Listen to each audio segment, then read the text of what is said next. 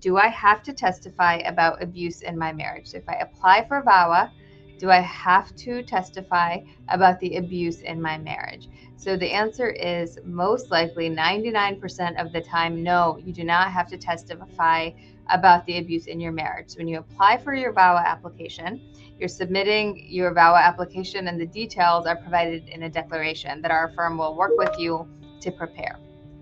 Okay. So our firm will work with you to prepare that application. We will, that will be the main form of abuse in the marriage. Okay. So let me go back. So it's basically about testifying. Do you have to testify about abuse in your VAWA application? To qualify for VAWA, do you have to get in front of a USCIS officer, and do you have to testify about the abuse? So people that are applying for VAWA have problems in their marriage, right? So they have problems in their marriage and they don't want to talk about it. Nobody wants to talk about it. So the details are provided in a declaration to USCIS. For our clients, we talk to them, we take notes, we draft it up our declaration based on what you guys tell us. You will review it and you'll approve it and make sure that we captured everything correctly and completely. Okay. And that's your main piece of evidence for abuse in a marriage. You don't need to testify about it.